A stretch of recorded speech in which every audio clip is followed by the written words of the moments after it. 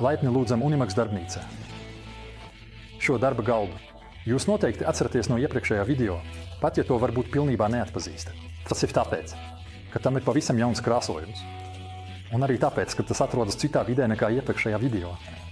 Un tas viss tikai pateicoties tam, ka tam ir jauns šasija. Es speciāli saku šasija, jo tās nav.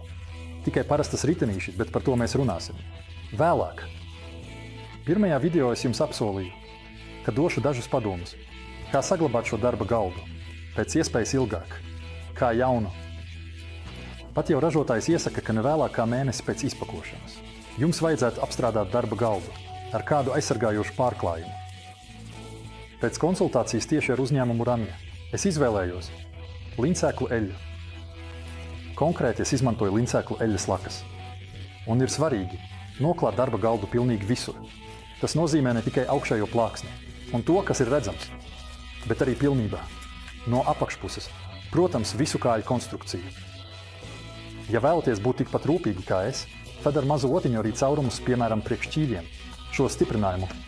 Nu vienkārši, visu, kas jums ienāk prātā, visu, kas ir koka. Un nebaidieties, ja jums ir šis profesionālais skapītis, tad arī to nokrāsot, jo tas ir gan no skaidru plātnes, bet ir pārklāts ar īstu koku, tāpēc arī tas labi uzsūc.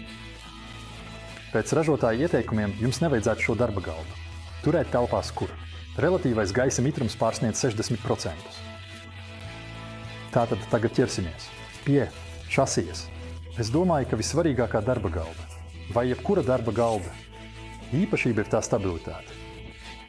Un brīdī, kad darba galdu uzliekat uz kādiem ritenīšiem, tad stabilitāte nekad nav tāda, kāda tā ir, kad tas stāv uz savām kājām. Tāpēc es vēlējos ritenīšus, kas to visu atrisina. Un tur ir vēl viens triks. Šos ritenīšus var piestiprināt vai nu tieši pie darba galda, vai arī pie tādām montāžas plāksnēm. Tas ir izdevīgi, jo šīs montāžas plāksnes var iegādāties jebkurā daudzumā. Tās nav tik dārgas, un tās var uzstādīt uz vairākiem darba galdiem vai pat citiem instrumentiem. Bet ritenīšu komplektu, kas ir diezgan dārgs, varat iegādāties tikai vienu, un pēc tam vienkārši pārvietot starp atsevišķiem galdiem vai instrumentiem. Un ar to saistās vēl viena lieta. Jau iepriekšējā video daži no jums pamanīja, ka šie darba galdi manā augumā izskatās diezgan mazi, vai drīzāk zemi. Un tā tas bija, jo to pamata augstums ir tikai 85 cm. Tas man patiešām ir par maz, bet es saprotu, ka kādam tas varētu būt piemērots. Un saīsināt augstu darba galdu ir lielāka problēma nekā paaugstināt zemu darba galdu.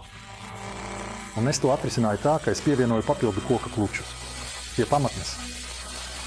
Tas darba galds ieguva ne tikai man nepieciešamos 95 cm darba augstumu, bet arī ļauj uzstādīt tur riteņus, jo citādi šī pamatnes konstrukcija ar tiem riteņiem vispār nesedē. Tātad es faktiski nogalināju divus putnus ar vienu šāvienu.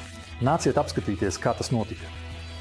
Kad es pievienoju tos koka klučus no apakšas, pie pamatnes šķērsijām, es atklāju, ka vienā vietā tā šķērsija nav pilnīgi taisna un tur vienkārši šūpojas. Tātad man vēl pirms tam vajadzēja paņemt lielu galdnieka ēreli. Un abas tās līstes noņemt. Divos gājienos tas nozīmē noņemt kādu milimetru. Tas to lieliski atrisināja. Tagad virsma ir pilnīgi līdzena un tie koka kluči uz tās skaisti sēž. Un tagad bija nepieciešams izurbt caurumus tajās starpsienās. Tajā pamatnē es nolēmu, ka tos tā saucamos koka klučus beigās nelīmēšu stingri, bet pieskrūvēšu ar masīviem konstrukcijas skrūvēm 8x100 mm ar plāksnītes galvu. Lai pātrinātu darbu, sākumā varat izmantot, piemēram, akumulatoru urbimašīnu, bet galīgo pievilkšanu iesaku veikt ar sprūdratu.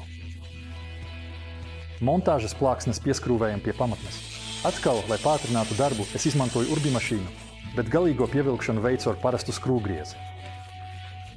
Lai iegūtu lielāku spēku, es velcu caur rokturi. Izvilku otru skrūvgriezi kā sviru un ar to pievilku. Un tagad atliek tikai uzlikt riteņus, pārbaudīt to funkcionalitāti.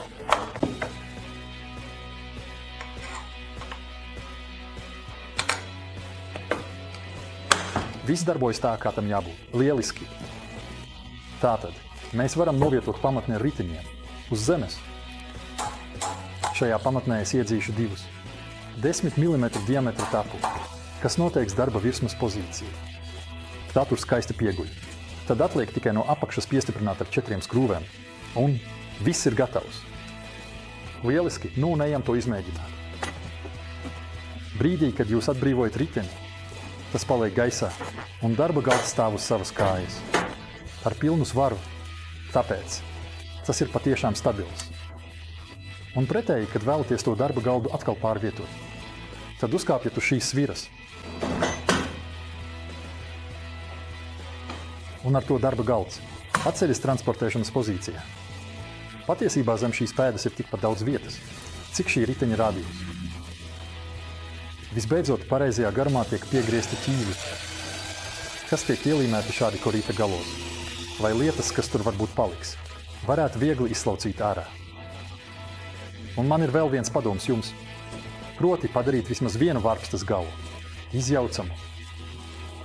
Man tas tagad ļoti noderēja, jo es mainīju. Ātrās atbrīvošanas, spīli, pret to oriģinālo klasisko vienkārši man tas vairāk patīk. Es varēju vienkārši izjaukt to rokturi un izmantot to atkal otrajā spīlē. Jebkurā gadījumā es zinu, ka, kad man būs nepieciešams, man nekas nav jāgriež vai jālauž. Pietiek tikai atgriezt to skrūvi, un man tas rokturis būs pieejams. Ja nākotnē man vai jums radīsies kādas idejas par darba galdu, protams, rakstiet tās komentāros, un es ar prieku dalīšos ar jums savā pieredzē. Šobrīd tas ir viss par ramie darba galdiem. Ceru, ka tas jums vismaz nedaudz palīdzēja. Saites uz visiem produktiem atradīsiet kā parasti aprakstā zem video. Paldies, ka skatījāties! Lai jums jauka diena un drīz tiksimies Unimax darbnīcā!